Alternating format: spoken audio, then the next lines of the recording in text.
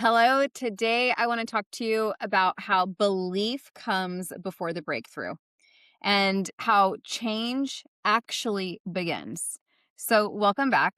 Today's episode is especially for the woman who is new to this conversation around mindset and belief and creating change from the inside out, otherwise known as manifestation. I know that that term has been way overused.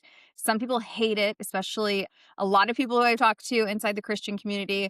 But I want to talk about creating change from the inside out and who may be wondering how all of this fits in with faith. That may be you. And maybe you've prayed sincerely. Maybe you believe God can do miracles. I absolutely do.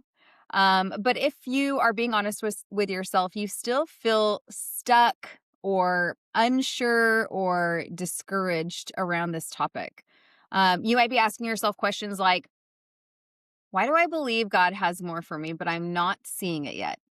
Or why does it feel like other people experience breakthrough and blessing, but I don't? Or am I doing something wrong? And if you've ever wondered that, I want you to hear this really clearly right now from the start. You are not broken, you are not behind, and God is not withholding from you. What may be missing is an understanding of how belief actually works. And that's what I want to talk about today. Because all throughout scripture, we see the same principle repeated. Belief always comes before the breakthrough. Striving doesn't come before the breakthrough. Perfection doesn't come before the breakthrough. Trying harder doesn't come before the breakthrough. It's belief. So let's talk about why change feels so hard. Most of us were taught, implicitly or explicitly, that change happens from the outside in. So we've been taught, or we think, okay, when my circumstances change, then I'm going to feel peace. Or when the money comes, then I'll relax. Or when the opportunity shows up, then I will feel confident. So we wait. We wait for that validation, that external validation. We wait for proof. We wait for reassurance. We wait for something external to shift before we allow ourselves to believe differently. But the Bible consistently shows us the opposite pattern. In Matthew 9:29, Jesus says, according to your faith, let it be done to you. He doesn't say according to your effort or according to your worthiness. He says according to your faith. And that tells us something very important. Faith is not a reaction to miracles. Faith is what precedes them. And this is where so many women get discouraged because we've been waiting for evidence before allowing ourselves to believe. But belief doesn't respond to evidence. Belief creates alignment before evidence appears. It isn't when I see it, I'll believe it. It's when I believe it, then I'll see it. Okay, so let's talk about what belief actually is and what it isn't. I want to slow this down a little bit because I think that belief is often misunderstood. So, belief is not pretending something is true when it's not. It's not denial, it's not, forcing positivity. It's nothing like that. Biblical belief at least is trust. So in Hebrews 11:1, scripture says, now faith is the substance of things hoped for, the evidence of things not seen. So the word substance there, that really matters. Faith is described as something real and present and internal before it becomes visible. So belief is not about certainty, it's about orientation. It's about what you're leaning toward, what you're trusting, what you're allowing your heart and mind to settle into. And you don't have to know how it will happen.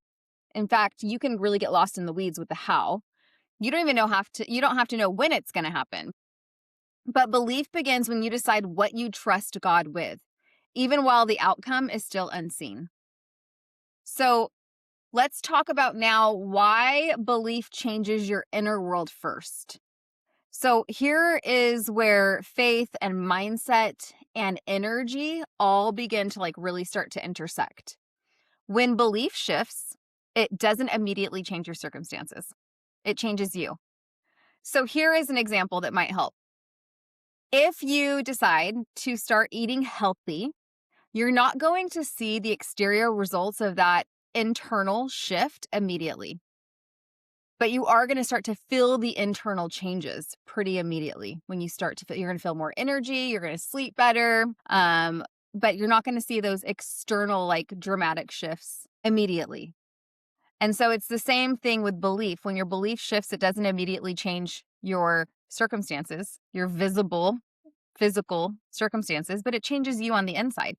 Your thoughts begin to change. They begin to soften. Your emotional responses change and shift. Your nervous system starts to settle down. And scripture names this process very clearly in Romans 12:2. So do not conform to the pattern of this world, but be transformed by the renewing of your mind. Transformation doesn't start with behavior. It starts with thought renewal. So when your thinking changes, your expectations are going to shift, your emotional state stabilizes, your posture toward life becomes more open, you become more available. And at a beginner level, I want to kind of break down what energy means, because energy simply means this, okay? What you believe determines how open or guarded you are. Openness allows movement. Guardedness restricts flow. So belief and faith, they open you up. Fear contracts you. And energy is everywhere. Energy is everything. Everything is in motion. Nothing stays still. You don't have to understand, frequency deeply or energetics or anything like that. That's okay. Just know this, your inner state influences what you notice. It influences what you expect, and it allows you to receive. Okay. Now, doubt blocks all of this. And I want to talk a little bit about why doubt blocks. And this is where many of the women that I coach, they feel a lot of guilt or shame. And I want to remove all of that right now. Scripture talks about doubt, and it's not condemning you. In James, which James is one of my absolute favorite books in the Bible, but James 1, verses 6-7, what that says is, when you ask, you must believe and not doubt, because the one who doubts is like a wave of the sea, blown and tossed by the wind. That person should not expect anything from the Lord. Now, I want to be clear, this is not punishment. It's a description of instability. Doubt doesn't make you unworthy. It just makes you unsettled. We all experience it. And receiving in faith requires steadiness. Think of belief like a container. So you can pray for more, but if the container is fragile, what you receive can't be held. Belief is what strengthens that container. And this is why God often works on belief first, not to delay you, but to prepare you. I talked a little bit about this last week. So belief before miracles in scripture is really one of my favorite things, just as a human being. It's one of the clearest examples in the Bible of the power of our minds and our beliefs, which then guide our action, which then determines our results. And one of the clearest examples of this is the woman with the issue of blood. So in Mark 5:28, scripture says, "For she said, if I just touch his clothes, I will be healed." Oh my gosh, huge faith. Her belief came before the healing. Her belief preceded the miracle. And after the miracle, Jesus says to her in Mark 5:34, "Daughter, your faith has healed you." It wasn't chance. It wasn't perfect timing. It was her faith. And this pattern shows us something important. Belief is not passive. It's directional. It moves you towards action, and it moves you towards alignment.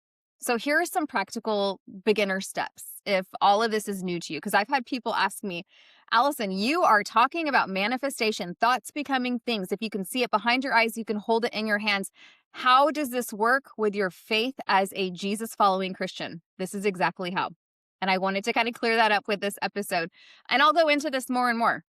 But here are 3 simple ways that you can begin working with belief. Number 1, become aware of what you already believe. Your life reflects belief more than desire, period. So what is it that you believe? That's something you have to know. Number 2, practice believing without pressure. So belief grows with a willing heart. It doesn't grow with force. You can't, decide one day that you're going to believe something if you're not really into it. You can't fake it, guys. You can't fake it. And number 3, let your beliefs guide small actions. In James 2:17, we're told faith by itself, if it's not accompanied by action, it's dead. You can believe something, but if you do nothing with that belief, nothing comes of it. So action doesn't create belief. Action actually expresses your beliefs. Even small actions matter. So if this episode is resonating, if you're realizing belief may be the missing piece for you, I want to invite you to go deeper with me. I'm hosting my first ever live 3-day Zoom event on February 11th, 12th, and 13th. So this week, you still have time to register. Over the 3 days, we're going to explore how belief is formed. We're going to explore what's been blocking you from receiving, and also how to align faith, mindset, and action so that you can become a co-creator in your life with God, so that you can observe in your physical world that which you're already experiencing in your imagination, what you're seeing behind your eyes. So the registration link is in the show notes, and I would love to support you live. All right, I want to leave you with this. Belief is not about forcing outcomes. It's about deciding what you trust before the evidence appears, because belief always comes first. And when our beliefs shift, what we can experience as just a consequence of that is breakthrough. All right, friends, now go and be the woman that your future is waiting on. I look forward to seeing you in a few days at my live event on Zoom. I'm so excited about that. Until then, be blessed.